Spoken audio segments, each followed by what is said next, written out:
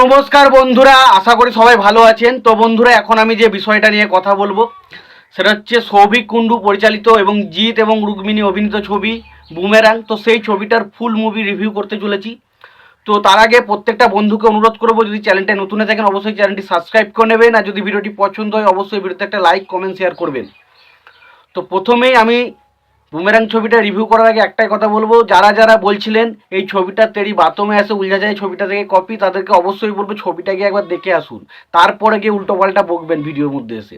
ছবিটা একবার গিয়ে দেখে আসুন এবং তেরি বাতমে এসে উলঝা যায় ছবিটা একদম বাজে একটা ছবি হয়েছিল। এই ছবিটা দেখুন, তার থেকে অনেক বেশি বেটার ছবি হয়েছে। এবং তেরি বাতমে এসে উলঝা যায় ছবিটা যদি বক্স অফিসে যেহেতু কালেকশন করেছে, তো আশা করবো এই ছবিটা তার থেকে বেশি কালেকশন করবে। এবং এই ছবিটা ডেফিনেটলি দারুণ একটা ছবি, যে দারুণ। এবং এই ছবিটার মধ্যে হয়তো অ্যাকশন ছবি নয় এটা, কিন্তু ছবিটার মধ্যে দারুণ এন্টারটেনমেন্ট হয়েছে এবং প্রচণ্ড কমেডি হয়েছে। কমেডিগুলো দারুণভাবে মজা দেবে এবং সত্যি দারুণ মজা পেয়েছে ছবিটা থেকে, বিশাল মজা পাবেন। তো ছবিটা যদি ছোট্ট করে আমি গল্পটা প্রথমে বলি, তো দেখুন ছোট্ট করে গল্পটা হচ্ছে এরকম, যে জিৎ একজন বিরাট বড় সায়েন্টিস্ট। সে একটা রোবট বানিয়েছে। সে রোবটটাকে দেখতে তার যে পার্টনার অর্থাৎ রুক্মিণী, তার যে পার্টনার নাম রুক্মিণী, সে ঈশা, তার নাম হচ্ছে ঈশা, তার মতন হুবাহু দেখতে। এবং পরবর্তী সময় দেখা যায় যে এই যে যে রোবটটা যে বানিয়েছে তার নাম হবে নিশা, এবং যাকে সে ভালোবাসে তার নাম হচ্ছে ঈশা। এবং এই ঈশা এবং নিশায় দুজনাকে নিয়ে যে একটা কনফিউশন তৈরি হবে এবং বিভিন্ন রকম কমেডি তৈরি হবে, তো সেইটা নিয়েই ছবি। এবং সেই কনফিউশনের ফলে সেই কনফিউশন থেকে জিত কীভাবে বেরোচ্ছে সেটা দেখার জন্য অবশ্যই আপনাকে সিনেমা হলে সিনেমাটা দেখতে হবে। তো সত্যি কথা বলতে ছবিটা দারুণ হয়েছে। মানে কমেডিটা দেখুন, প্রথমে আমি একটা কথা বলি, একটা কমেডি ছবির ক্ষেত্রে সব থেকে বেশি প্লাস পয়েন্ট হচ্ছে, দেখুন কোনো ছবির কমেডি ট্রেলার দেখে কিন্তু বোঝা যায় না ছবিটা কমেডিটা কতটা ভালো লাগবে। তার কারণ একটা কমেডি যখন আপনি দেখবেন, তখন সেই ছবিটা যখন আপনি দেখছেন, সেই ছবিটার মধ্যে যদি আপনি বিলিভ করতে পারেন এবং সেই ছবির মধ্যে যদি আপনাকে এমনভাবে ঢুকিয়ে দেওয়া হয় এবং এমন একটা সিচুয়েশন ক্রিয়েট করা হবে না, আপনি অটোমেটিক বুঝতে পারবেন এই টাইমটা আপনি হাসতে চলেছেন, এই টাইমটা আপনি হাসবেন। তো সেরকম সিচুয়েশন কিন্তু ছবির মধ্যে রয়েছে, দারুণ লাগছে প্রত্যেকটা সিন, দারুণ প্রত্যেকটা সিচুয়েশন দুর্ধর্ষ রয়েছে, দুর্ধর্ষ সত্যি প্রত্যেকটা সিন দুর্ধর্ষ।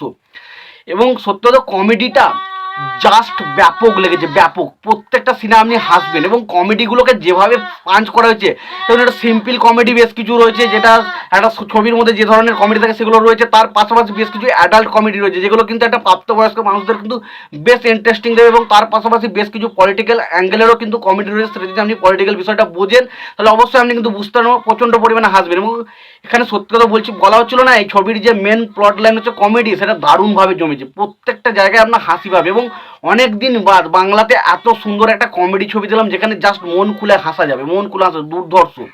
তো সত্যি কথা বলতে এখানে কমেডির পারফরমেন্সের দিকে সব থেকে আমার যাকে ভালো লাগে সেটা হচ্ছে সৌরভ।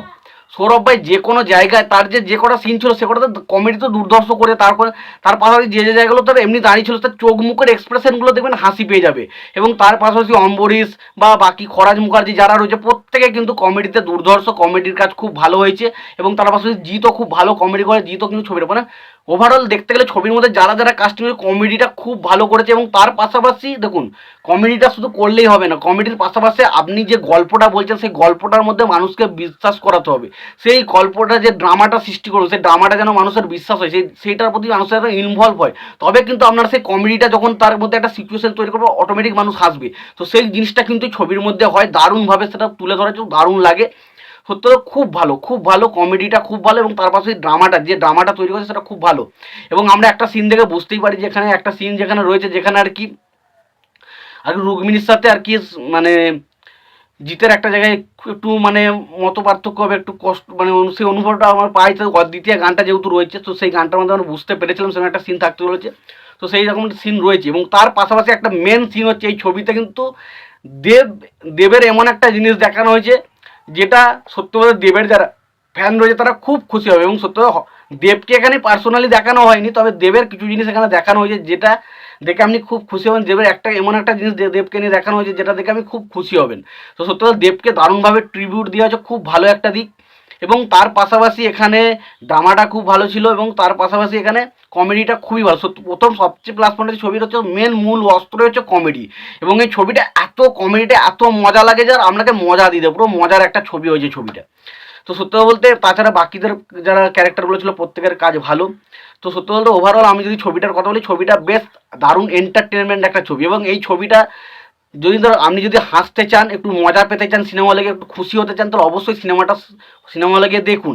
এবং অনেক লোক রয়েছে যারা সবসময় সিরিয়াস ছবি, তাদের ক্ষেত্রে কতটা ভালো লাগবে আমি বলতে পারছি না, কারণ ছবির মধ্যে সিরিয়াসের থেকে মজা, এন্টারটেনমেন্ট, আমি প্রচণ্ড মজা পেয়েছি, আমি খুব খুশি ছবিটা দেখে, খুব খুশি। তবে ছবিটার আমার খারাপ দিক যেটা লেগেছে সেটা হচ্ছে এই ছবির বিএফএক্সের কাজে একটু খামতি লেগেছে, যেটা মনে হচ্ছে আর একটু বেটার হতে পারতো। দেখুন, যেহেতু ছবির এখানে কম পয়সা কম টাকায় ছবিটা বানানো হয়, তো সেখানে বাজেটের পার্থক্যের কারণে ছবিটার বিএফএক্স একটু খারাপ রয়েছে। এবং তার পাশাপাশি যদি বলি, এবং সব গানগুলো আমার ক্ষেত্রে খুব একটা ভালো লাগেনি। অদ্বিতীয় গানটা খুবই ভালো ছিল, তবে বাকি যে গানগুলো ছিল সেটা কিন্তু আমার খুব একটা মনোভূত হয়নি। আমি বলেওছিলাম বন বন গানটা আমার খুব একটা ভালো লাগেনি, এবং টাইটেল ট্র্যাকটাও খুব একটা ভালো লাগেনি। সেই গানগুলো আমার খুব একটা ভালো লাগেনি। তবে গানগুলো যে জায়গায় ছবির মধ্যে প্লেস করে, সেটা কিন্তু ছবিটাকে খুব একটা মানে খারাপ দিক করে না, খুব একটা ছবির প্রতি একটা বাজে এফেক্ট কিন্তু পড়ে না। গানগুলো লাস্টে একটা ক্লাইম্যাক্সের দিকে এই গানটা শেষ হয়, মানে শুরু হয় যে টাইটেল ট্র্যাকটা, এবং প্রথমের দিকে আবার বন বন গানটা শুরু। এবং এবং সত্যি কথা বলতে এই গানটা তো মানে দারুণ লাগে। অদ্বিতীয় যে গানটা সেটা তো দারুণ ছিল, প্রত্যেক গানটাই হেভি ছিল, তো গানটা দারুণ লাগে। তো এই যে মোটামুটি গানগুলো আমার খুব একটা ভালো লাগেনি, তবে এই বিএক্সের কাজ একটু খারাপ ছিল। বাকি ছবিটার মধ্যে কোনো রকম খারাপ এলিমেন্ট কিন্তু আমি পাইনি। ছবিটা যান গিয়ে দেখে আসুন, দারুণ একটা ছবি, যেমন বিশাল মজা যদি না পান তারপরে সে বলবেন দারুণ লেগেছে। তো তোমরা যদি কেউ ছবিটা দেখে থাকো, তোমাদের কেমন লেগেছে অবশ্যই কমেন্ট বক্সে কমেন্ট করে জানাও।